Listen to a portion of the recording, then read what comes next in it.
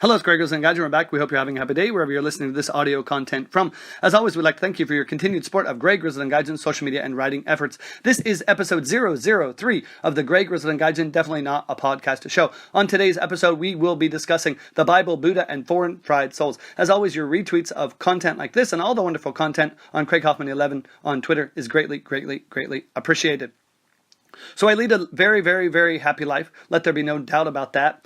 But that being said, years ago, I often found myself searching for more out of my life, and that's no less true now out of my expat life. I was never very good at finding that whole inner peace and contentment thing, sadly. That personal failure was not for a lack of trying over the years. Oddly, the more success, temporary all it was, and happiness fleeting that it was, I found in my life, made me no less content on a daily basis. This was also true as I struggled to accept being just a, quote, nobody English teacher here early on. There's absolutely nothing wrong with being an ESL English teacher. In fact, now I rather enjoy teaching English. If I won the lottery today, I would go into my school tomorrow, albeit not quite as early as now. Funny, the sheer shock of instant success might just take me as long to get used to as not finding great success in my life did. That's as funny as it is true. Life is not without a sense of humor. But the Bible reminds us each man must remain in that condition in which he was called. That's 1 Corinthians chapter 7, verse 20, for those of you who read such things. And the Buddha, too, reminds us, as you walk and eat and travel, be where you are. Otherwise, you will miss most of your life. It was always a very difficult thing for me to accept not finding the brass ring in life. I learned over the years, though, how lucky I am in life, and I embraced, if not fully accepted my lot in life, especially here in Japan. But it was not always easy for me to admit that, to be sure. There was a big part of me that wanted to be more. Something about chasing my dreams of super success that consumed me. But when I reached a dream or attained some measure of tangible success, I still felt the desire to, quote, be more, end quote. Of course, there is a dark side to judging the value of one's life based solely on tangible things like money, power, and or prestige. That approach is often full of disappointment and pain, and again the Bible reminds us that, not that I speak from want, for I have learned to be content in whatever circumstances I am. That's Philippians chapter 4, verse 11. And the Buddha too follows up with, happiness will never come to those who fail to appreciate what they already have.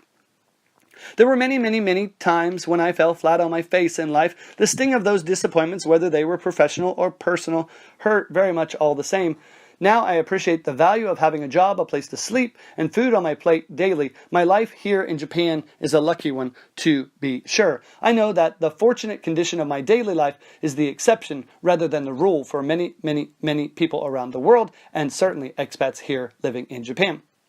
The Bible reminds us to be humble. If we have food and covering, with these we shall be content. That's 1 Timothy chapter 6, verse 8. And the Buddha too, health, contentment, and trust are your greatest possessions, and freedom your greatest joy. But sadly, there are many expats, people in general, in comfortable situations who find life unbearable. Over the years, I've shared my joy of living in Japan. Life here is not perfect, but my level of contentment is higher because I accept my lot in this country. I never blame Japan for my professional or personal failings. That is not a productive life approach for me. But some foreigners make blaming Japan for all that troubles them an Olympic-sized expat sport. That is so unfortunate, if not understandable. But it does not stop there for a few folks. Too, there are those foreigners who despise expats, who point out other self-inflicted reasons for a lack of life success while living abroad. God forbid you shine a light of truth upon some disgruntled expats living here. Trust me on that one. As the Bible says, there are those who hate the one who upholds justice in court and detest the one who tells the truth. That's Amos chapter 5, verse 10. And the Buddha too, I don't dispute with the world, rather it is the world that disputes with me. Now, I'm not saying every foreigner in Japan should walk around like Little Miss Mary Sunshine all day long, but I do believe that there is a valuable life lesson to be gleaned from both Christianity and Buddhism that go far beyond mere allegiance to an all-knowing deity. That's it, and have a great day.